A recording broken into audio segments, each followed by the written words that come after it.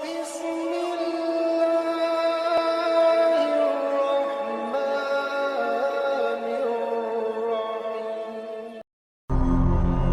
19 رمضان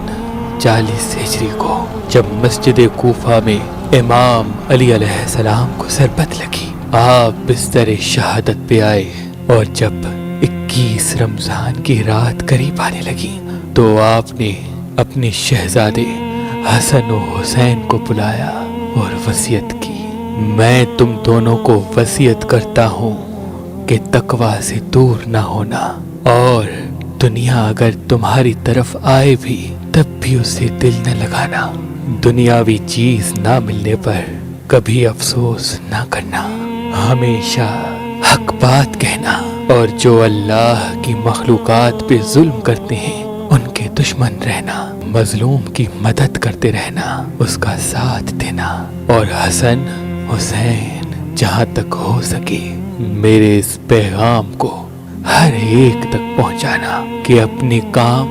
ذمہ داری سے کرتے رہیں اور اپنے درمیان تعلقات کو اچھا بنائے رکھیں، کیونکہ میں نے تمہارے نانا حضرت محمد مصطفیٰ صلی اللہ علیہ وآلہ وسلم سے سنا ہے کہ لوگوں کے درمیان صلح کروانا، تعلقات کو اچھا کرنا ہزاروں سال کے روزہ اور نماز سے بہتر ہے، اور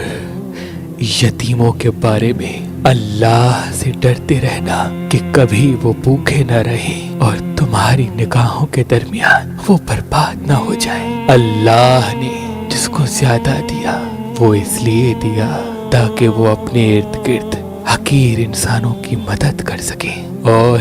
پڑوس میں رہنے والوں کا خیال رکھنا، کیونکہ اللہ کے رسول پڑوسیوں کے بارے میں بار بار اتنی نصیحت کرتے رہتے کہ لوگ سمجھنے لگتے تھے کہ شاید اللہ کے رسول ان کو ہمارا وارث بھی بنانے والے ہیں۔ قرآن کو سمجھنے اور اس پہ عمل کرنے میں دیر نہ کرنا، کہیں ایسا نہ ہو کہ اس پہ عمل کرنے میں دوسرے لوگ تم سے آگے نکل جائیں۔ اللہ سے نماز کے بارے میں ڈرتے رہنا، کیونکہ وہ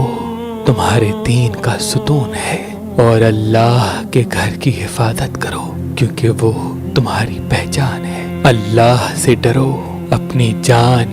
مال اور زبان کے بارے میں، نہ کسی کا مال غصب کرو، نہ کسی کو ہاتھوں سے تکلیف دو، نہ کسی کی زبان سے دل دکھاؤ، آپس میں ایک دوسرے سے تعلقات رکھو، ایک دوسرے کی مدد کرتے رہو، اور خبردار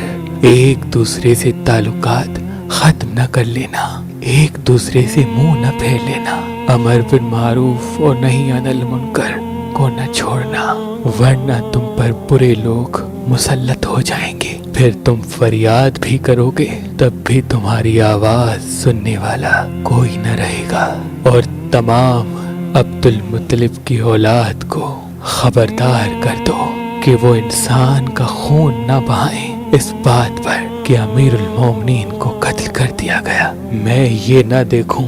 کہ وہ مسلمانوں کا خون بہانا شروع کر دیں، میرے بدلے میں میرے قاتل کے علاوہ کسی کو قتل نہیں کیا جا سکتا،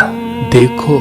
اگر اس ضربت نے میری جان لے لی تو ایک ضربت کا جواب ایک ہی ضربت ہے، اور دیکھو